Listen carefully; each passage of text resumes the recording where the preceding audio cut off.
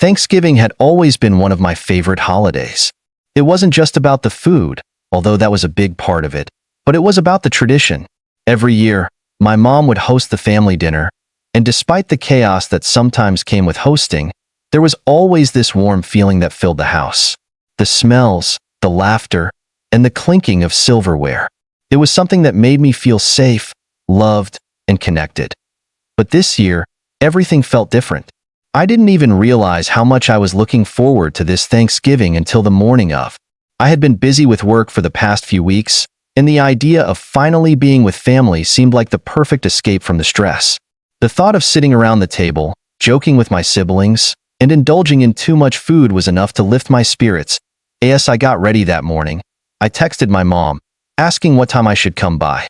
I figured I'd arrive around 4 p.m., giving me some time to get a few things done before heading over. I didn't want to be too early, but I didn't want to miss anything either. Her reply came shortly after, 4 is great. See you then. I thought nothing of it. I was excited, maybe a bit too excited. I rushed through my errands, and by the time I was finished, I checked the clock. 3:45 p.m. perfect timing. I made my way to my parents' house, replaying the previous year's holidays in my head. The memories were comforting, and I couldn't help but smile as I drove. I couldn't shake off this small, nagging feeling. Something was off, but I couldn't quite put my finger on it. Maybe I was just overthinking things, or maybe it was the stress from work still hanging over me. Regardless, I tried to push it aside. This was supposed to be a fun day. When I pulled up to the house, the familiar scent of turkey and mashed potatoes wafted through the air. It was almost like a greeting, welcoming me back home. But then, as I stepped out of the car, something felt strange. There were no cars parked in front of the house. That was odd. My family always arrived early to get the food ready, and there was always a bustle of activity in the driveway. I stood there for a second, confused, and then walked toward the front door, thinking maybe I was just the first one to arrive. I rang the doorbell. No answered. I knocked a few times, a little louder this time. Still, no answered at this point. My heart was starting to race. My stomach twisted in a knot. Where was everyone? I pulled out my phone to send a quick text, but before I could type anything, it buzzed. It was a message from my mom. We thought you'd be late. My mind went blank for a moment. I reread the message twice, trying to make sense of it. What did she mean by that? Before I could figure it out, another message came through, this time from my sister. We couldn't keep waiting. My stomach dropped. It didn't make sense. They wouldn't just start without me, would they? Thanksgiving wasn't just about the meal. It was about the family being together. We always waited for everyone to arrive, no matter what. Feeling confused, I opened the door. It creaked slightly, as if it had been opened already. I stepped inside, expecting to hear the chatter of my family, but the house was eerily silent. There, on the table, was a half-empty turkey, half the side dishes, and a few scattered plates. It was clear they had already eaten. I stood frozen in the doorway, staring at the remnants of what should have been our meal. The thought that I had been left out, that my family had moved on without me, hit me like a ton of bricks. Why didn't they wait for me? Why didn't they even call to see if I was running late or if I was okay? I felt a deep, bitter sting, but I refused to let it show. My heart pounded in my chest as I turned on my heel and left the house without saying a word. I walked back to my car. The weight of it all began to settle in. I didn't know what was worse, the fact that they didn't wait for me, or the fact that I had to find out through a text. I got into my car, started the engine, and for a few moments, I just sat there in silence. My hands gripped the steering wheel tightly. I wanted to cry, but the anger wouldn't let me. I sent one last message to my mom. I guess I'll just find something else to do. I drove away, not knowing where I was going, just needing to get away from the house, from them, from everything. But as I left, I couldn't shake the question that lingered in my mind. Why didn't they wait? I didn't know what to do with myself after that. I just kept driving. There were plenty of places I could have gone, but I didn't feel like being around people. I didn't want to explain what had just happened, and I ended up at a park, parking near a quiet bench. It was chilly outside, but I needed the space to think, to breathe. Thanksgiving was supposed to be a time of togetherness, of warmth and family. But what had just happened felt like a slap in the face. I couldn't shake the feeling of being completely disregarded.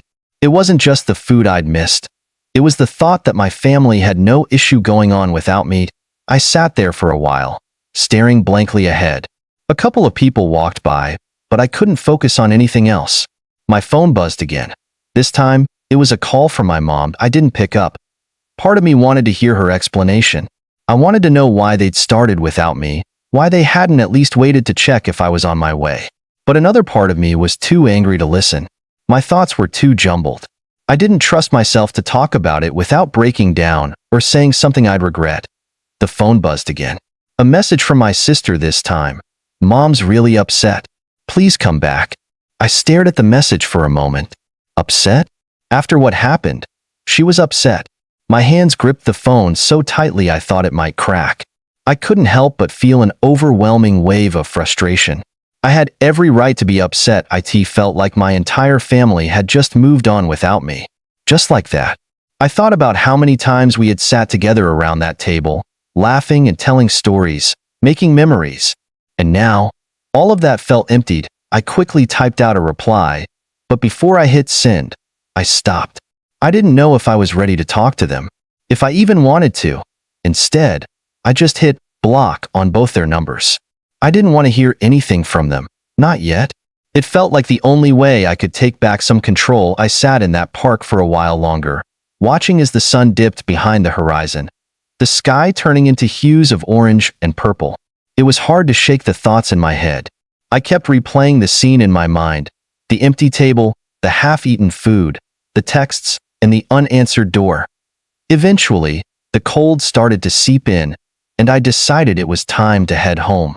But as I started driving, I couldn't help but wonder, what happens now? Would they try to contact me again? Would they even care? Or had I just become an afterthought to them? When I finally got home, I threw my keys on the counter and collapsed onto the couch. My phone buzzed again. This time, it was a voicemail from my mom. It was short and shaky, her voice filled with an apology I wasn't sure I could believe. "Please, can we talk? We didn't mean to hurt you. We just didn't think you'd be coming. Please call me when you can." I didn't know what to make of it. I didn't know if I was ready to forgive them, but there was a part of me that wanted to hear them out. A part of me that couldn't completely walk away. I stared at the message for what felt like hours, but I didn't reply.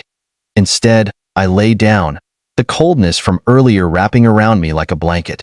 I couldn't help but wonder if things would ever be the same again. The next few days were strange. The holiday passed without any more attempts from my family to reach out, at least not in a way that felt genuine. The messages had stopped coming, and the silence between us grew louder with each passing hour. I'd find myself staring at my phone, waiting for a call, but nothing came, and I began to wonder if they were just waiting for me to make the next move, to reach out first. But honestly, I wasn't sure if I could. The whole situation had shaken me more than I cared to admit, and a part of me wasn't ready to face them, let alone let them back into my life like nothing had happened. But then, exactly 3 days after Thanksgiving, I received a message from my mom. "Can we meet? I need to talk to you." There was no apology, no acknowledgement of the hurt, just a cold, brief request to meet.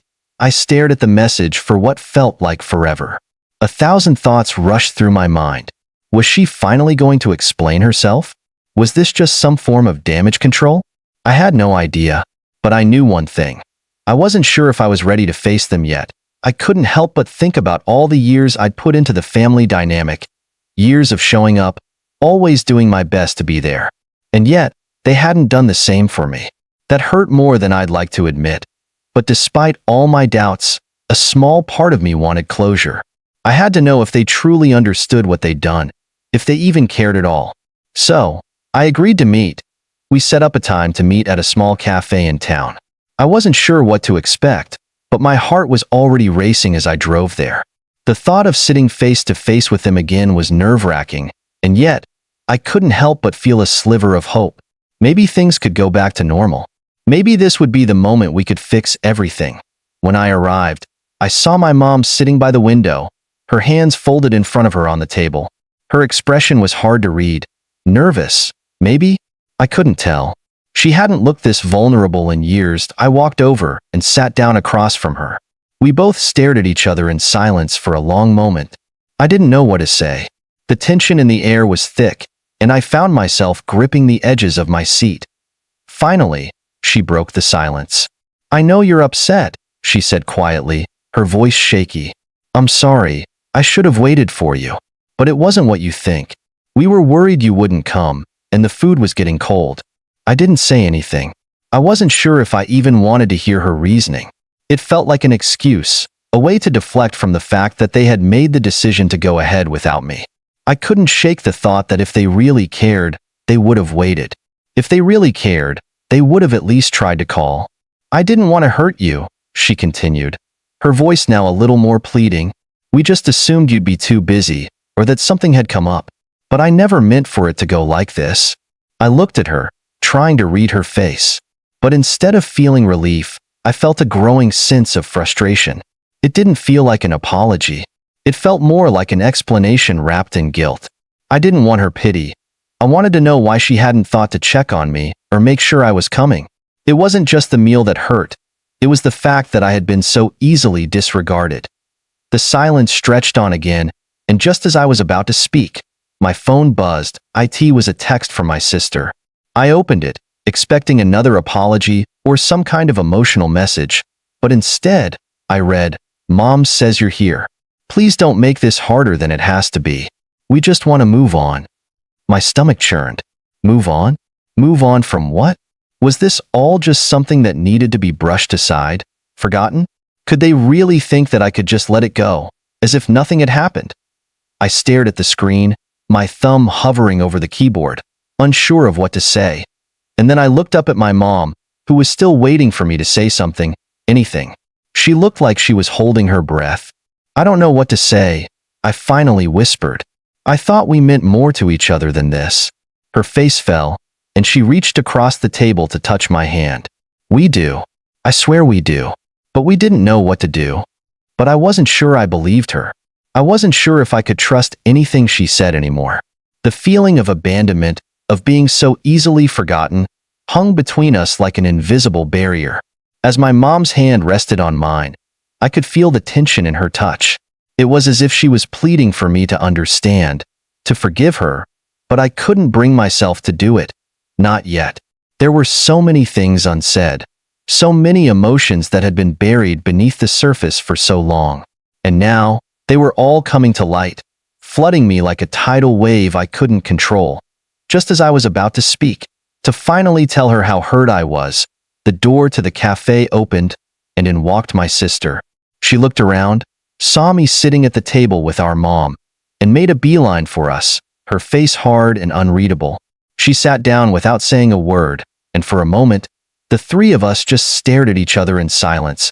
It wasn't the reunion I'd imagined. It wasn't warm or heartfelt. It was cold, and I couldn't help but feel like a stranger in my own family. Finally, my sister broke the silence.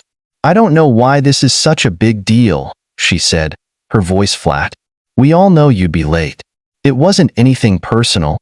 I blinked, taken aback. Was she really trying to downplay everything? Did she think I could just brush it off like she had? I felt a fire ignite in me, the anger I had been holding in for days finally surfacing. "It wasn't about being late," I said, my voice shaking. "It's about how you all just went ahead without me. You didn't even think to wait, to check if I was on my way. You just moved on. I was ignored, and that's what hurt the most." My sister's expression faltered, just for a second, before she crossed her arms and looked away. "We didn't think it was that serious.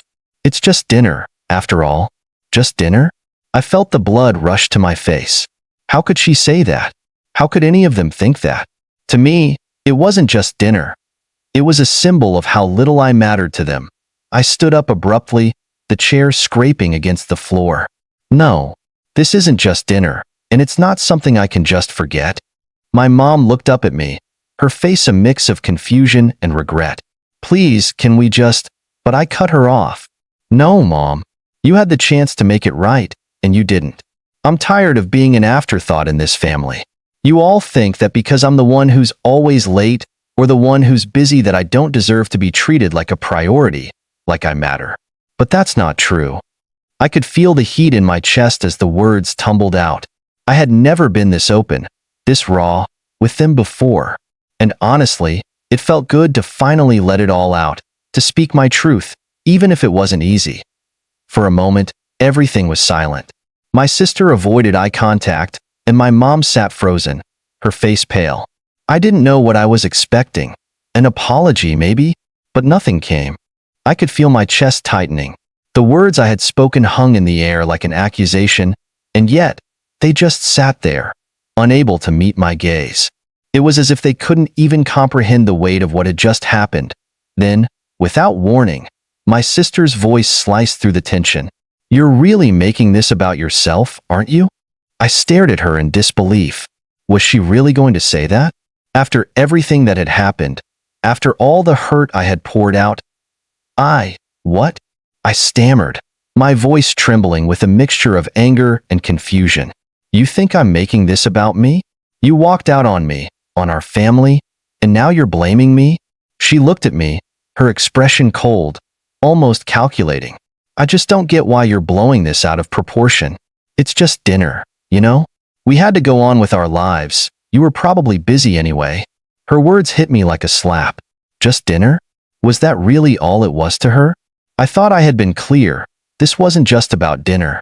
This was about feeling invisible, forgotten. It was about years of being treated as an afterthought and always being expected to be the one who compromised. I could feel the blood rushing to my head. My fists clenched under the table. "Are you seriously saying that to me right now?" I hissed. "That I should just get over it, because you couldn't be bothered to wait for your own family?" My mom shifted in her seat, looking like she was about to speak, but the words didn't come. The silence stretched on again, and it felt like the weight of the entire conversation had fallen on me alone. Just as I was about to say something else, something sharp, something that would finally make them understand, the door of the cafe opened again, and in walked my uncle. His presence was like an interruption, a disturbance in the already tense atmosphere. He walked over to our table, giving me a quick, awkward nod before turning to my mom and sister.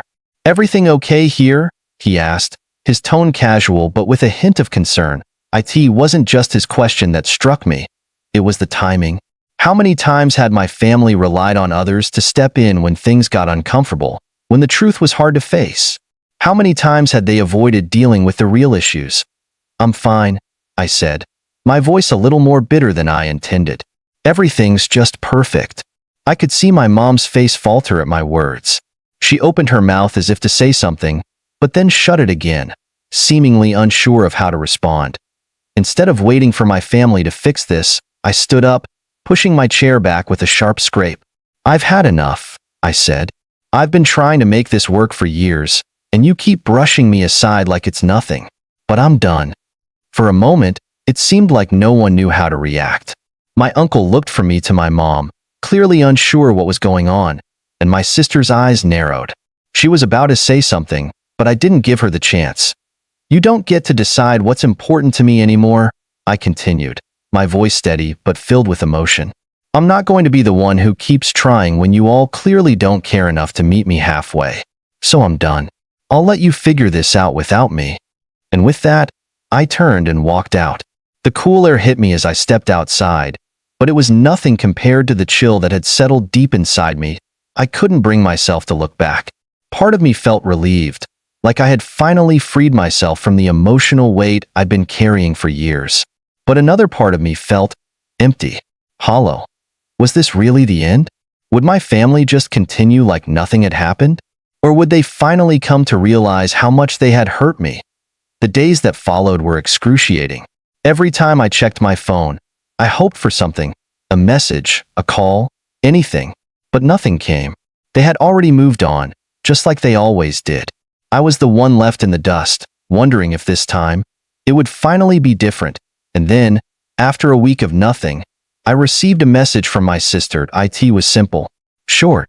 "I don't think you understand what you've done." The words stung, but I didn't respond.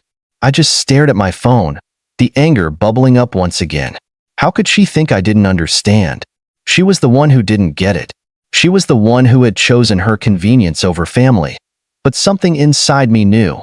The next message, The next conversation would be the breaking point. I stared at the screen, my finger hovering over the keyboard, debating whether or not I should reply. What was the point? What could I say that would make her understand? The more I thought about it, the more I realized something. I didn't owe them any more explanations. The silence between us had become unbearable, but I knew deep down that it wasn't just my family ignoring me. It was me ignoring the fact that I had been trying so hard to fit into a picture that was never meant for me.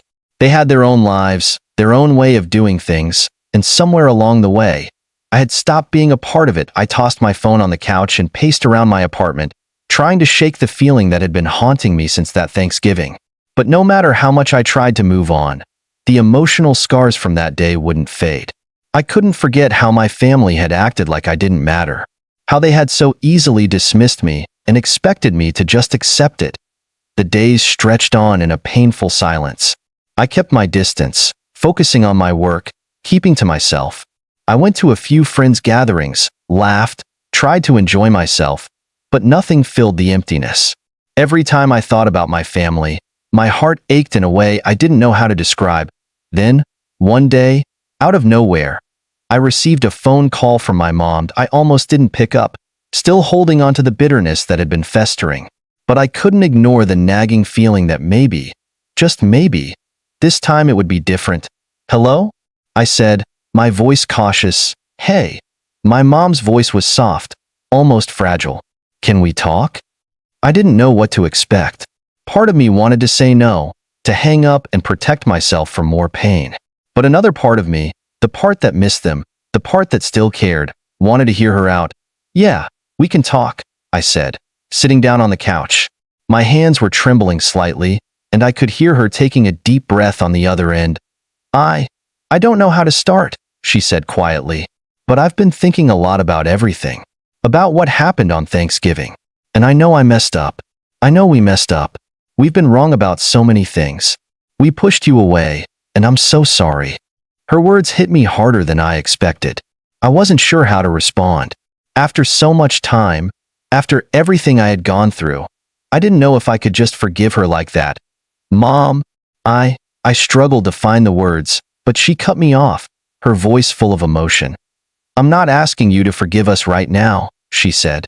I wanted you to know that we realize what we've done, and we want to make it right. We're willing to do whatever it takes, but only if you want to." There it was. The apology I had been waiting for, the recognition of how badly they had hurt me. But it still felt like something was missing. It wasn't just about an apology, it was about showing me that they could change, that they could truly care. "I'm not sure if I can just forgive and forget," I replied, my voice steady. "But maybe we can figure it out. I don't want to be part of a family where I'm treated like an afterthought." "Of course," she said, and I could hear the sincerity in her voice. "We'll do whatever it takes to prove it to you. One step at a time." It wasn't the perfect ending. It wasn't some dramatic reunion with hugs and happy tears. But it was a start. It was a chance for all of us to heal, to rebuild what had been broken. And as I hung up the phone, I knew one thing for sure. This wasn't over. It wasn't the happily ever after moment I dreamed of, but it was real. It was the beginning of something new, something that had the potential to change everything. But deep down, a part of me still wasn't sure. Was this just another cycle of empty promises? Could they really change after all these years of letting me down? Or was I just setting myself up for more disappointment? I stood there in my living room, staring at the phone, wondering what my next step should be. Should I give them another chance? Open myself up to the possibility of forgiveness? Or was it time to walk away completely, to break free from the family that had hurt me so much?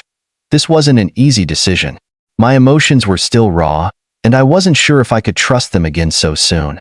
But I also knew that I was the one who had to make this choice. I'm turning to you now.